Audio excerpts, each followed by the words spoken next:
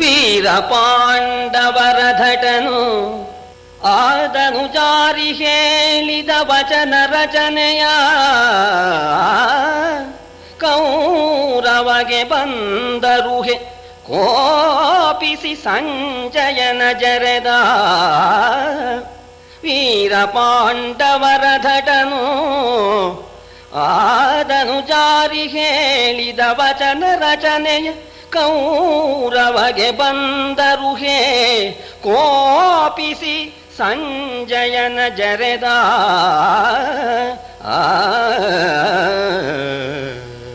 ಕೌರವರ ಕಡೆಯ ರಾಯಭಾರಿಯಾಗಿ ಹೋಗಿರ್ತಕ್ಕಂತಹ ಸಂಜಯ ಆ ಪಾಂಡವರ ಪರಾಕ್ರಮ ಮತ್ತು ಕೃಷ್ಣ ಹೇಳಿ ಕಳಿಸಿದ ಮಾತಿನ ಚಮತ್ಕಾರವನ್ನ ವರ್ಣನೆ ಮಾಡೋಣ.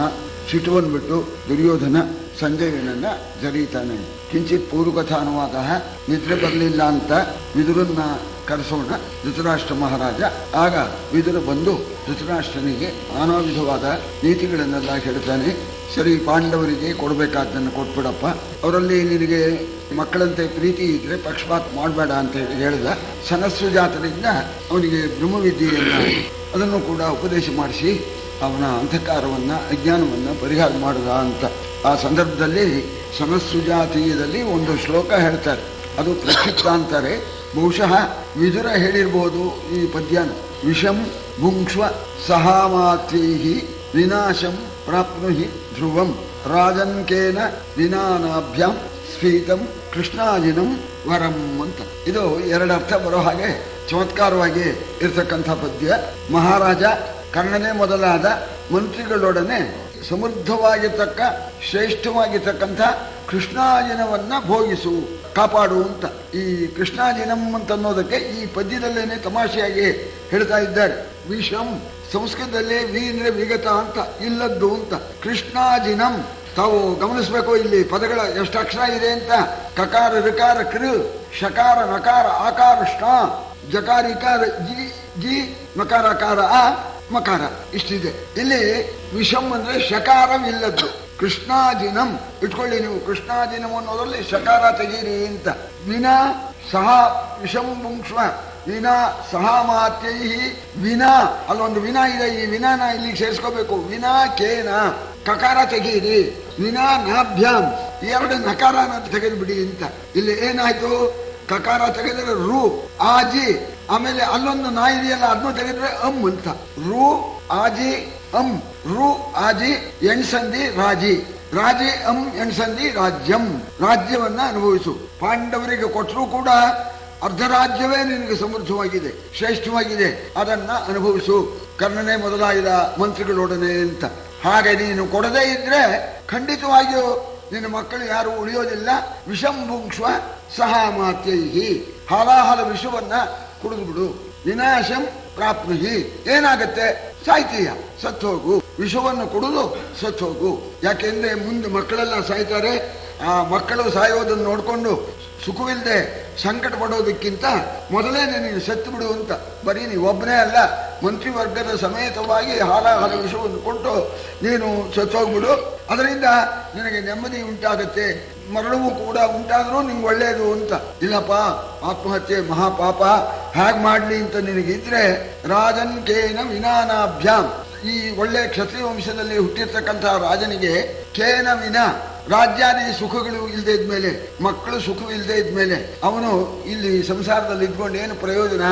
ಅದಕ್ಕೇನೆ ವಾನಪ್ರಸ್ಥಾಶ್ರಮಕ್ಕೆ ಹೊರಟೋಗ್ಬಿಡು. ಕೃಷ್ಣಾಜಿನಂ, ಕೃಷ್ಣಾಜಿನ ಉಟ್ಕೊಂಡು ಕೃಷ್ಣಾಜಿನ ಹೊತ್ಕೊಂಡು ವಾನಪ್ರಸ್ಥಾಶ್ರಮಕ್ಕೆ ಹೋಗ್ಬಿಡು ಅಂತ ಹೇಳ್ದ ಅಂತ.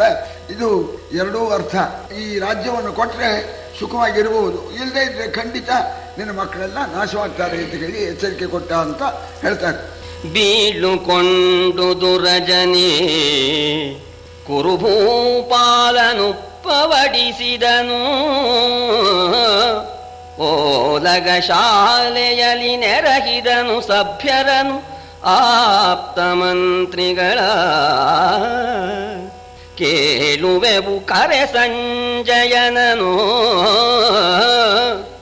ಅವರೋಲಗದ ಮೈಸಿರಿಯ. ಕೇಳುವೆವು ಕರೆ ಸಂಜಯನನು ಎಂದು ನೃಪಾಲ ನಟ್ಟಿದ ದೂತರೊಡನೈ ತಂದರೋಲಗಗೆ. ಯಾವತ್ತು ಹಸ್ತಿನಾವತಿಗೆ ಬಂದು ಆ ರಾತ್ರಿ ಕಳೀತು. ನಾನು ಬಂದಿದ್ದೇನೆ, ನಾಳೆ ಆಸ್ಥಾನದಲ್ಲಿ ಪಾಂಡವರು ಹೇಳಿರ್ತಕ್ಕಂಥ ಆ ಸಮಾಚಾರ ತಿಳಿಸ್ತೇನೆ ಅಂತ ಹೇಳಿ ವಿಶ್ರಾಂತಿಗಾಗಿ ಹೋಗ್ಬಿಟ್ಟ. ಆ ರಾತ್ರಿ ಕಳೀತು, ಸೂರ್ಯೋದಯವಾಯಿತು. ದುರ್ಯೋಧನ ಸಂಜಯನ್ನ ಮಾತನ್ನ ಕೇಳಬೇಕು ಅಂತ ಹೇಳಿ ಸಭಾಮಂಟಪಕ್ಕೆ ಎಲ್ಲರೂ ಕೂಡ ಬರಬೇಕು ಅಂತ ಹೇಳಿ ಕಳಿಸಿದ್ದಾನೆ. ಸಭೆಗೆ ಎಲ್ಲ ಬಂದಿದ್ದಾರೆ, ಕರ್ನಾಟಕಗಳೆಲ್ಲ ಬಂದಿದ್ದಾರೆ, ತಮ್ಮಂದರೆಲ್ಲ ಬಂದಿದ್ದಾರೆ. ಆ ಸಭೆ ಒಳಗೆ ಆ ದೂತರನ್ನು ಕಳಿಸಿದ್ದಾನೆ. ಕರೀರಿ ಸಂಜಯನ್ನ, ಅಲ್ಲಿ ಹೋಗಿ ಆ ಶತ್ರುಗಳಲ್ಲಿ ಏನು ವಿಚಾರ ತಿಳ್ಕೊಂಡ್ಬಂದಿದ್ದಾನೆ, ಆ ದೂತ ಏನ್ ದೌತ್ಯ ಮಾಡಿದ್ದಾನೆ ನೋಡೋಣ, ಕರೀರಿ ಅಂತ ಹೇಳಿ ದೂತರನ್ನ ಕಳಿಸೋಣ. ಆ ದೂತನ ಜೊತೆಯಲ್ಲಿ ಸಂಜಯ ದುರ್ಯೋಧನನ ಆಸ್ಥಾನಕ್ಕೆ ಬಂದವನು ದುರ್ಯೋಧನಿಗೂ ಆಸ್ಥಾನದಲ್ಲಿರ್ತಕ್ಕಂಥ ಸಮಸ್ತರಿಗೂ ನಮಸ್ಕಾರ ಮಾಡಿ ತಾನು ಹೋಗಿರ್ತಕ್ಕಂಥ ಸಮಾಚಾರವನ್ನ ತಿಳಿಸ್ತಾ ಇದ್ದಾನೆ. ಬಂದು ಮೈಯಿಕ್ಕಿದನು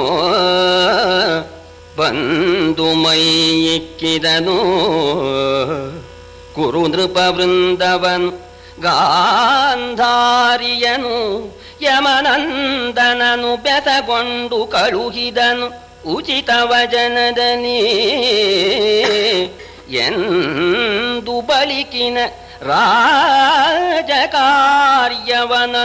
ಭಿನ್ನಯಿಸಿದನು ಚಿತ್ತೈಸೆಂದು ಧೃತರಾಷ್ಟ್ರಂಗೆ ದುರ್ಯೋಧನಗೆ ಕೈ ಮುಗಿದೋ. ಬಂದ ಪದ್ಧತಿ ಪ್ರಕಾರವಾಗಿ ದೂತನಾಗಿರ್ತಕ್ಕವನು ಸಭೆಗೆ ನಮಸ್ಕಾರ ಮಾಡಬೇಕು. ನಮಸ್ಕಾರ ಮಾಡಿದ. ಧೃತರಾಷ್ಟ್ರ ಗಾಂಧಾರಿಯರಿಗೆ ನಮಸ್ಕಾರ ಮಾಡಿದ. ದುರ್ಯೋಧನಿಗೂ ಕೂಡ ನಮಸ್ಕಾರ ಮಾಡಿ ತಾನು ಹೇಳ್ತಕ್ಕಂಥ ಆ ವಿಚಾರಗಳ ಆ ಪ್ರಾರಂಭದ ಮೊದಲು ಧರ್ಮರಾಜ ಹೇಳಿದ್ದ ಎಲ್ಲರಿಗೂ ಹೇಳಪ್ಪ, ಹಿರಿಯರಿಗೆಲ್ಲ ವಂದನೆ ತಿಳಿಸು, ಕಿರಿಯರ ಕ್ಷೇಮವನ್ನೆಲ್ಲ ವಿಚಾರಿಸು ಅಂತ ಹೇಳಿದ್ದ. ಧರ್ಮರಾಜ ಹೇಳಿದ ಪ್ರಕಾರ ಹಿರಿಯರಿಗೆಲ್ಲ ವಂದನೆ ಮಾಡಿದ್ದಾನೆ. ಇಲ್ಲಿಂದ ಮುಂದೆ ನಾನು ಆ ರಾಜಕಾರ್ಯದ ವಿಚಾರವನ್ನ ಹೇಳ್ತೇನೆ ಅಂತ ಹೇಳಿ ಧೃತರಾಷ್ಟ್ರನಿಗೆ ದುರ್ಯೋಧನಿಗೆ ಕೈ ಮುಗಿದು ಹೇಳೋದಕ್ಕೆ ಪ್ರಾರಂಭ ಮಾಡಿದ್ದಾನೆ ಸಂಜಯ. ಜೀಯ ಭಿನ್ನಕವೋ ಇಂದು ಪಾಂಡವರಾಯನ ಐಶ್ವರ್ಯವನ್ ಸಾವಿರ ಬಾಯ ಸರ್ಪನು ಹೊಗಳಲಳವಲ್ಲ. ಜೀಯ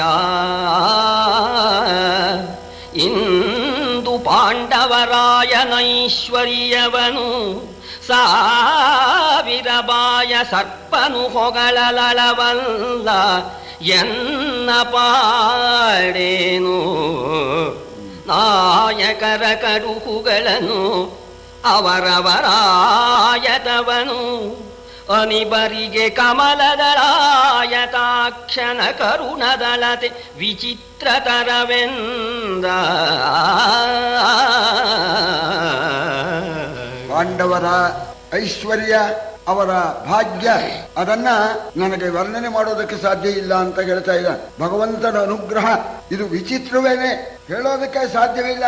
ನನಗೆ ಒಂದೇ ಬಾಯಿ, ಸಾವಿರ ಬಾಯಿಯ ಆದಿಶೇಷನಿಗೂ ಕೂಡ ಆ ಪಾಂಡವರ ಮಹಾ ಐಶ್ವರ್ಯ ಭಾಗ್ಯವನ್ನ ಹೊಗಳೋದಕ್ಕೆ ಸಾಧ್ಯವಿಲ್ಲ ಅಂತ ನೋಡ. ಸರಿ ಕಡೋ, ಸಭೆ ಜೋರಾಗಿತ್ತು ಅನ್ನೋಣ. ಸ್ವಾಮಿ, ಮಹಾ ಜನಗಳೆಲ್ಲ ಅಲ್ಲಿ ಬಂದಿದ್ದಾರೆ. ರಾಜಾದಿರಾಜರುಗಳು, ವೀರಾದಿ ವೀರರು, ಮಹಾ ಕಡುಗಲಿಗಳು ಎಲ್ಲ ಬಂದಿದ್ದಾರೆ. ಬಂದುಬಿಟ್ಟು ಸೇರಿಬಿಟ್ಟಿದ್ದಾರೆ. ಇದೆಲ್ಲ ಭಗವಂತನ ಅನುಗ್ರಹದಿಂದ ಪಾಂಡವರಿಗೆ ಪ್ರಾಪ್ತವಾಗಿರ್ತಕ್ಕಂಥದ್ದು. ಇದು ಸಾಮಾನ್ಯವಲ್ಲ, ಭಗವದ್ ಅನುಗ್ರಹದಿಂದ ಮಾತ್ರ ಸಾಧ್ಯ. ವಿಚಿತ್ರವಾಗಿದೆ ಅವರ ಭಾಗ್ಯ ಅಂತ ನೋಡು ಅಂತ. ಅದು ಸರಿ ಕಣೋ, ಅವ್ರೇನ್ ಹೇಳಿದ್ರೋ, ಯಾರ್ಯಾರು ಏನೇನು ಹೇಳಿದ್ರೋ ಹೇಳೋ ಅಂತಂದಾಗ ಇಲ್ಲಿ ಗಾಬರಿ ಆಯ್ತು. ಅವಾಗ ಹೇಳ್ತಾನೆ, ಸ್ವಾಮಿ ಯಾರ್ಯಾರು ಏನೇನು ಹೇಳಿದ್ರು ಅಂತ ಕೇಳೋಕೆ ಗೊತ್ತಾಗೋ ಹಾಗಿಲ್ಲ. ನಾನು ಏನೋ ಸ್ವಲ್ಪ ಪ್ರಸ್ತಾವ ಮಾಡಿದ ಕೂಡಲೇನೆ ಪಾಂಡವರಿಗೆ ಸಹಾಯ ಮಾಡೋದಕ್ಕೆ ಬಂದಿರ್ತಕ್ಕಂಥ ಆ ಕಡುಗಲಿಗಳು, ಆ ರಾಜಾದಿರಾಜರು ಎದ್ದು ಬಿಟ್ರು. ಎದ್ದಿದ್ದೂನು ಓಲಗದೊಳು ಬೆದ್ದು ನುಡಿಯಲಿ ಹೂಳಿ ತಮಗೆನ್ನ ಜರೆದರು. ಕಾಳಗಕ್ಕೆ ಕೈಗಟ್ಟಿ ಹಿಂಡೆದ್ದೊದರಿತವನಿಬರು. ಮೇಲೆ ಸಂತೈಸಿದನು ಧರ್ಮ ನೃಪಾಲನು. ಮೇಲೆ ಸಂತೈಸಿದನು ಧರ್ಮ ನೃಪಾಲನು. ಅಲ್ಲಿಂಬಳಿಗ ಮುರಹರನಾಲಯಕ್ಕೆ ಪರಿಮಿತದೊಳು ಅರ್ಜುನನೆನ್ನ ಕರೆಸಿದನು. ನಾನು ಹೋಗಿ ಮಾತಾಡಿದ ಕೂಡ್ಲೇನೆ ನನ್ನನ್ನು ಜರಿಯೋಕ್ ಪ್ರಾರಂಭ. ಮಹಾವೀರಾದಿ ವೀರರು ಕಾಳಗಕ್ಕೆ ಸಿದ್ಧರಾಗಿದ್ದಾರೆ, ಕರ್ಕೊಂಬಾರೋ ಯುದ್ಧಕ್ಕೆ ಅಂತ ಹೇಳ್ತಾ ಇದ್ದಾರೆ.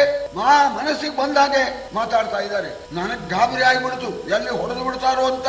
ಎಲ್ಲ ಒಳ್ಳೆ ಜೋರಾಗಿದ್ದಾರೆ, ಯುದ್ಧಕ್ಕೆ ಸಿದ್ಧರಾಗಿದ್ದಾರೆ. ಅವರ ಮಾತನ್ನು ಕೇಳಿ ನನಗೆ ಬಹಳ ಗಾಬರಿ ಆಯ್ತು.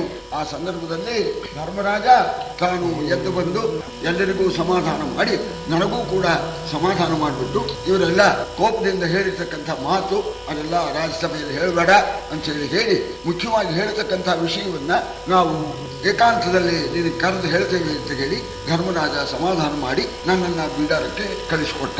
ಆಮೇಲೆ ಅರ್ಜುನ ದೂತರು ಬಂದು ಬರ್ಬೇಕಂತೆ ಅಂತ ಹೇಳಿ ಹೇಳಿ ಕಳಿಸಿದ್ರು. ಸರಿ, ಆ ಬಿಡಾರಕ್ಕೆ ಅಲ್ಲಿ ಏಕಾಂತಕ್ಕೆ ಹೇಳಿ ಕಳಿಸಿದ್ರು. ಆಗ ನಾನು ಅರ್ಜುನನ ಅಪ್ಪಣೆಯಂತೇನೆ ಕೃಷ್ಣನ ಅಂತಃಪುರಕ್ಕೆ ಹೋದೆ. ಕೃಷ್ಣನ ಅಂತಃಪುರ ಅಲ್ಲಿಗೆ ಹೋದೆ ಅಂತ ಹೇಳ್ತಾ ಇದ್ದಾನೆ. ಆ ಕೃಷ್ಣನ ಅಂತಃಪುರ ಅಂತ ಅಂತಃಪುರದ್ದು ಸಲಿಗೆ ಅರ್ಜುನಿಗೆ ಅಂತ ನಾ ಹೋದ ಕಾಲದಲ್ಲಿ ಇದ್ನೋ ಕೃಷ್ಣ, ಅರ್ಜುನು ಇದ್ದ ಸ್ವಾಮಿ. ಹೇಗಿದ್ದ? ದೇವನಿದ್ದನು ಸತ್ಯಭಾಮಾದೇವಿಯರನ ಸುಮಲಗಿ ಅರ್ಜುನ ದೇವನಂಕದ ಮೇಲೆ ಸಿರಿಪದ ಪಂಕಜವ ನೀಡಿ ನಾವು ಬರಲು ಯಮಗುಚಿತದಲ್ಲಿ ಸಂಭಾವನೆಯ ಮಾಡಿದರು. ನಾವು ಬರಲು ಯಮಗುಚಿತದಲ್ಲಿ ಸಂಭಾವನೆಯ ಮಾಡಿದರು. ನಮಗಿನ್ನಾವುದನ್ನು ನೇಮಿಸಿದಿರಿ ಎನ್ನಲು ಇಂತೆಂದನ ಸುರಾರಿ. ನಾನು ಹೋದ ಕಾಲದಲ್ಲಿ ಆ ಪ್ರೇಮದ ರಾಣಿ ಸತ್ಯಭಾಮಾದೇವಿಯನ್ನು ಹೊರ್ಕೊಂಡು ಸ್ವಾಮಿ ಮಲ್ಕೊಂಡಿದ್ದಾನೆ. ಆ ಅರ್ಜುನ ಕೈ ಜೋಡಿಸ್ಕೊಂಡು ಕೂತ್ಕೊಂಡಿದ್ದಾನೆ. ಅರ್ಜುನ್ ತೊಡೆ ಮೇಲೆ ಅವನ ಕಾಲುಗಳಿತ್ತು. ನಾನು ಒಳಗೋಗಿ ಕೈ ಮುಗಿದು ಕೊಡ್ಲೇನೆ, ಬಾಪ್ಪ ಸಂಜಯ ಬಾಪ್ಪ ಅಂತ ಹೇಳಿ ನನಗೂ ಉಪಚಾರ ಮಾಡಿಬಿಟ್ಟ. ಸ್ವಾಮಿ ಉಪಚಾರ ಮಾಡಿದ. ಬಾಪ ಸಂಜಯ ಬಾಪ್ಪ ಕೂತ್ಕೊಪ್ಪ, ಈ ಸಿಂಹಾಸನ ಮೇಲೆ ಕೂತ್ಕೊ ಅಂತ ಹೇಳಿ ಕೃಷ್ಣಾರ್ಜುನರು ಸತ್ಕಾರ ಮಾಡಿದ್ರು. ವಿಚಾರ ಎಲ್ಲ ನೋಡಿ ನನಗೆ ಬಹಳ ಸಂಕೋಚ ಆಯಿತು. ಆಮೇಲೆ ನಾನು ಪ್ರಾರ್ಥನೆ ಮಾಡಿದೆ, ಭಗವಂತನೇ ಕೇಳ್ಕೊಂಡೆ. ನಾನು ಒಂದು ಬಹಳ ದಿವಸವಾಯಿತು, ನನಗೇನು ಅಪ್ಪಣೆ ಕೊಡ್ತೀರಿ? ನಾನು ಅಲ್ಲಿ ಹೋಗಿ ಏನು ಹೇಳಬೇಕು? ನನಗೆ ಹೇಳ್ತಕ್ಕಂಥದ್ದನ್ನು ಹೇಳಿ ಕಳಿಸ್ಬೇಕು, ಅಪ್ಪಣೆ ಆಗಬೇಕು ಅಂತ ನಾನು ಕೇಳಿದಾಗ ಆಗ ಅರ್ಜುನ ಕೃಷ್ಣನ ಮುಖ ನೋಡಿದ. ಕೃಷ್ಣ ನೀನೇ ಹೇಳು ಅನ್ನೋ ಅಭಿಪ್ರಾಯಕ್ಕಾಗಿ ಕೃಷ್ಣನ ಮುಖ ನೋಡಿದ. ಆಗ ಕೃಷ್ಣ ಹೇಳಿದ್ದಾನೆ, ಯಮಗೆ ಸರಿಯಿತ್ತಂಡದಲ್ಲಿ ಯಮಮತೆ, ಯಮಗೆ ಸರಿಯಿತ್ತಂಡದಲ್ಲಿ ಯಮಮತೆ, ಬೇರೊಬ್ಬರಲ್ಲಿ ಪಕ್ಷ ಭ್ರಮೆಯ ಮಾಡೆವು, ಹಿತವ ಬಯಸುವೆವು ಎರಡು ಸಂತತಿಗೆ. ಕಮಲಮುಖಿ ಸುಲಿವಡೆದು ಲಕ್ಷ್ಮೀರಮಣ ಲಕ್ಷ್ಮೀರಮಣ ಲಕ್ಷ್ಮೀರಮಣ ಎಂದೊರಲಿದೊಡೆ ಸಂಜಯ ನೊಂದೆ ನಾನೆಲ್ಲ. ಸಂಜಯ, ನನಗೆ ಕೌರವರ ಪಕ್ಷವೂ ಒಂದೇ, ಪಾಂಡವರ ಪಕ್ಷವೂ ಒಂದೇ, ಇಬ್ರು ಬಂಧುಗಳೇನೆ. ಎರಡೂ ಪಕ್ಷದಲ್ಲೂ ನನಗೆ ಮಮತೆ ಇದೆ. ಅವರು ಹೆಚ್ಚು ಇಲ್ಲ, ಇವರು ಕಮ್ಮಿನೂ ಇಲ್ಲ. ಯಾರಲ್ಲೂ ನಾನು ಪಕ್ಷಪಾತವನ್ನ ಮಾಡ್ತಕ್ಕಂಥವನೇ ಅಲ್ಲ. ನನಗೆ ಬೇಕಾಗಿರ್ತಕ್ಕಂಥದ್ದು ಎರಡೂ ಸಂತತಿಗೆ, ಕೌರವರಿಗೆ ಪಾಂಡವರಿಗೆ ಒಳ್ಳೇದಾಗಬೇಕು ಅಂತ ಅನ್ನೋದೇನೆ ನನ್ನ ಉದ್ದೇಶ. ಆದರೆ ಒಂದು ವಿಚಾರ, ನನ್ನಲ್ಲಿ ಪಕ್ಷಪಾತ ಏನಿಲ್ಲ, ಎರಡೂ ಒಂದೇನೆ. ಆದರೆ ಒಂದು ದ್ರೌಪದಿ, ಅವಳಿಗೆ ಅವಮಾನ ಮಾಡತಕ್ಕಂಥ ಸಂದರ್ಭ ರಾಜಸಭೆಯಲ್ಲಿ. ಆ ಕಾಲದಲ್ಲಿ ಆ ಕಮಲಮುಖಿ ಈ ದ್ರೌಪದಿ ದುಶ್ಯಾಸನ ಸೀರೆಯನ್ನು ಸೆಳೆಯತಕ್ಕಂತಹ ಸಂದರ್ಭದಲ್ಲಿ ಮಾನ ಹೋಗುತ್ತೆ ಅಂತ ಹೇಳಿ ಲಕ್ಷ್ಮೀರಮಣ ಲಕ್ಷ್ಮೀಕಾಂತ ನನ್ನ ಮಾನವನ್ನ ಕಾಪಾಡು, ನನ್ನನ್ನು ಕಾಪಾಡು ಅಂತ ಹೇಳಿ ಅವಳು ಪ್ರಾರ್ಥನೆ ಮಾಡಿದ್ಲು. ಆಗ ನಂಗೆ ಬಹಳ ಸಂಕಟವಾಯ್ತಪ್ಪ. ಕಾವುದೈ ಗೋವಿಂದ ಸಲಗೈ ದೇವಕಿ ಸುತ, ಕಾವುದೈ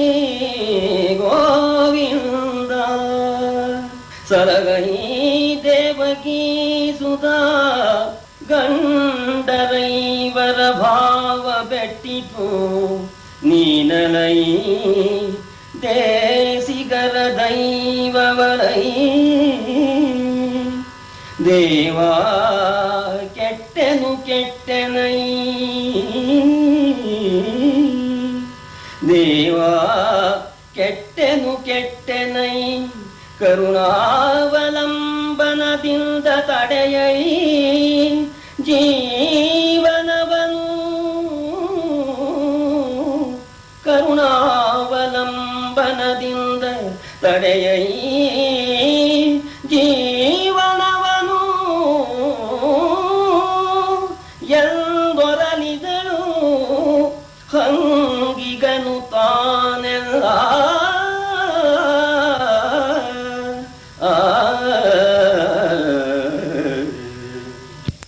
ಕಾಪಾಡು ಸಲಹು. 5 ಜನ ಪತಿಗಳು ಇದ್ರೂ ಕೂಡ ಅವರ ಮನಸ್ಸು ಕಠಿಣವಾಗಿದೆ. ಧರ್ಮಪತ್ನಿಯ ಮಾನ ಹೋಗ್ತಾ ಇದ್ರೂ ಕೂಡ ಅವರು ನನ್ನ ಕಡೆ ನೋಡ್ತಾ ಇಲ್ಲ. ನೀನು ಅನಾಥ ಬಂಧು ಕಾರಣ್ಯ ಸಿಂಧು, ಯಾರು ಒಡೆಯದೇ ಇರ್ತಕ್ಕಂಥವರನ್ನ ಕಾಪಾಡತಕ್ಕಂಥ ಕರುಣಾಶಾಲಿ ನೀನು. ಭಗವಂತ, ಮಾನ ಹೋಗ್ಬಿಡುತ್ತೆ, ಮಾನ ಹೋಗೋದು ಒಂದೇ, ಪ್ರಾಣ ಹೋಗೋದು ಒಂದೇ. ಕೃಷ್ಣ ಉದ್ಧಾರ ಮಾಡಪ್ಪ, ನನ್ನ ಪ್ರಾಣವನ್ನು ಉಳಿಸಪ್ಪ ಭಗವಂತ ಅಂತ ಹೇಳಿ ಕೆಟ್ಟೆ ಕೆಟ್ಟೆ ಮಾನವನ್ನು ಉಳಿಸು, ಪ್ರಾಣ ಉಳಿಸು ಅಂತ ನೀನೇ ಅನಾಥ ಬಂಧು ಕಾರುಣ್ಯ ಸಿಂಧು ಅಂತ ಪ್ರಾರ್ಥನೆ ಮಾಡಿದ್ಲು. ಆದ್ರಿಂದ ಆ ದ್ರೌಪದಿಯ ತಂಗಿಗೆ ನಾನು ಒಳಪಟ್ಬಿಟ್ಟೆ. ಅದುವರೆಗೆ ನಂದೇನು ಪಕ್ಷಪಾತ ಇರಲಿಲ್ಲ. ಇದು ಅಲ್ಲದೇನೆ ಅವಳು ಆ ರೀತಿ ಪ್ರಾರ್ಥನೆ ಮಾಡಿದಾಗ ನಾನು ದ್ವಾರಕೆಯಲ್ಲಿ ಇದ್ದೋನು ಅಲ್ಲಿಂದಲೇ ಅಕ್ಷಯ ವಸ್ತುವನ್ನು ಕರುಣಿಸಿ ಅವಳಿಗೆ ಮಾನ ಉಳಿಸಿದೆ, ಪ್ರಾಣವನ್ನು ಉಳಿಸಿದೆ. ಆದರೆ ಅವಳ ಋಣ ನನ್ನ ಮೇಲೆ ಜಾಸ್ತಿ ಉಳ್ಕೊಂಡ್ಬಿಟ್ಟಿದೆ. ತತ್ಕಾಲಕ್ಕೆ ಲಕ್ಷ್ಮೀರಮಣ ಅಂತ ಒಂದ್ಸಲ ಅಂದಿದ್ದಕ್ಕೆ ಮಾನ ಸಂರಕ್ಷಣೆ ಮಾಡಿ ಆಯ್ತು. ಇನ್ನು ಆಮೇಲೆ 2 ಸಲ ಲಕ್ಷ್ಮೀರಮಣ ಗೋವಿಂದ ಸಲಹೈ ದೇವಕಿ ಸುತನೆ ಅಂತ ಅಂದ್ಬಿಟ್ಟಿದ್ದಾರೆ. ಅದು ಜಾಸ್ತಿ ಆಗ್ಬಿಟ್ಟಿದೆ. ಆ ಋಣ ನನ್ನ ಮೇಲೆ ಉಳ್ಕೊಂಡ್ಬಿಟ್ಟಿದೆ. ಆದ್ರಿಂದ ನಾನು ಅವರ ಹಂಗಿಗೆ ಒಳಪಟ್ಬಿಟ್ಟಿದ್ದೇನಪ್ಪ. ನನ್ನ ವಿಷಯ ಹಾಗೆ, ನನ್ನ ಬುದ್ಧಿ ಮೊದಲಿಂದು ಯಾವತ್ತಿಂದು ಒಂದೇ ಸಮ. ನನ್ನ ಸ್ವಭಾವ ಏನು ಅಂತಂದ್ರೆ, ಭಂಟನಗೆ ಭಕುತರಿಗೆ ನೆನೆಬರು ನಂಟರು, ಯಮಗೊಲಿದಂತೆ ಹೊಗಳಿದಡೆ 8 ಮಡಿ ಹಿಗ್ಗುವೆವು, ಮೆಚ್ಚೆವು ತರ್ಕ ಸಾಧಕರ. ಉಂಟು ಪಾಂಡವರೈವರಲಿ ಬಲು ನಂಟತನ, ಉಂಟು ಪಾಂಡವರೈವರಲಿ ಬಲು ನಂಟತನ. ಮರೆಯೇತಕೆ 5 ಕಂಟಕರು ನಮಗಾದ ಕಂಟಕರು, ಪಾಂಡವರೈವರ ಕಂಟಕರು ನಮಗಾದ ಕಂಟಕರು ಎಂದು ಹರಿ ನುಡಿದ. ನಾನು ಭಕ್ತರಿಗೆ ಬಂಟ. ಆ ಭಕ್ತರು ನನ್ನನ್ನ ಹೊಗಳಿಬಿಟ್ರೆ ನಾನು 8 ಮಡಿ ಹಿಗ್ಗಿಬಿಡ್ತೇನೆ. ಯಾರು ನನ್ನನ್ನ ನೆನೆಯುತ್ತಾರೋ, ಯಾರು ನನ್ನನ್ನ ಹೊಗಳ್ತಾರೋ 8 ಮಡಿ ಹಿಗ್ಗಿಬಿಡ್ತೇನೆ. ನಿಜವಾದ ಭಕ್ತಿಯಿಂದ ನನ್ನನ್ನ ಯಾರು ಹೊಗಳ್ತಾರೋ ಅಂಥವರನ್ನ ನಾನು ಕಾಪಾಡ್ತೇನೆ, ನಾನು ಹಿಗ್ಗುತ್ತೇನೆ. ಮೆಚ್ಚವು ತರ್ಕ ಸಾಧಕರ ಅಂತ ತರ್ಕ ಮಾಡ್ತಾರಲ್ಲ, ತರ್ಕೋ ಅಪ್ರತಿಷ್ಠಾನಾತ್ ಅಂತ. ತರ್ಕ ಅಂದ್ರೆ ನಿಲುಗಡೆ ಇಲ್ಲ ಅಂತ. ಏನು ಹೀಗನ್ನೋದು, ಕಡೆಗೆ ಹಾಗನ್ನೋದು. ಈ ತರ್ಕ ಸಾಧಕರನ್ನ ಅಥವಾ ಠಕ್ಕಿಗಾಗಿ ಮಾಡತಕ್ಕಂಥವರನ್ನ ನಾನು ಎಂದಿಗೂ ಕೂಡ ಮೆಚ್ಚೋದಿಲ್ಲ. ನಿಜವಾದ ಭಕ್ತಿಯಿಂದ ಕೃಷ್ಣ ಅಂತ ಅಂದ್ರು ಬಿಟ್ಟರೆ ಸಾಕು, ಹಿಕ್ಕಿ ಬಿಡ್ತೀನಿ. ಒಟ್ಟಿನ ಮೇಲೆ ಪಾಂಡವರು ಅಂತ ಭಕ್ತರು. ಹೇಳ್ತಾನೆ ಈಗ, ಪಾಂಡವರಲ್ಲಿ ನಮಗೆ ನಂಟಸ್ತಿಗೆ ಉಂಟು. ಎಷ್ಟು ಮಟ್ಟಿಗೆ ನಂಟಸ್ತಿಗೆ ಅಂದ್ರೆ ಅವರು ಅಂಥವರು, ಅವರು ನನ್ನ ಪರಮ ಭಕ್ತರು, ಯಾವಾಗಲೂ ಕೂಡ ನನ್ನನ್ನು ಆಶ್ರಯಿಸಿರು. ಆದ್ದರಿಂದ ಪಾಂಡವರ 5ರಲ್ಲಿ ನನಗೆ ನೆಂಟುತನ ಉಂಟು. ಎಷ್ಟು ಮಟ್ಟಿಗಿದೆ ಅಂದ್ರೆ, ಪಾಂಡವರಿಗೆ ಕಂಟಕರು ಶತ್ರುಗಳು ಯಾರೋ ಅವರು ನನ್ನ ಕಂಟಕರು ಅಂತ ನಾನು ಭಾವಿಸಿದ್ದೇನೆ. ಆ ಋಣ ತೀರಿಸ್ಬೇಕಲ್ಲ, ಅದನ್ನ ತೀರಿಸಿದ್ರು ಹೊರತೋನು ನನಗೆ ಋಣ ತೀರೋ ಹಾಗಿಲ್ಲ. ಈ ವಿಷಯವನ್ನ ನಿಮ್ಮ ಮಹಾರಾಜನಿಗೆ ಹೇಳು ಅಂತ ಕೃಷ್ಣ ಮೆಚ್ಚಗೆ ಹೇಳ್ತಾ ಕೊನೆಗೆ ಈ ಮಾತನ್ನ ಹೇಳಿದ್ದಾನೆ. ಅರ್ಜುನ ಇದ್ನಲ್ಲ, ಅವೇನು ಹೇಳ್ದ,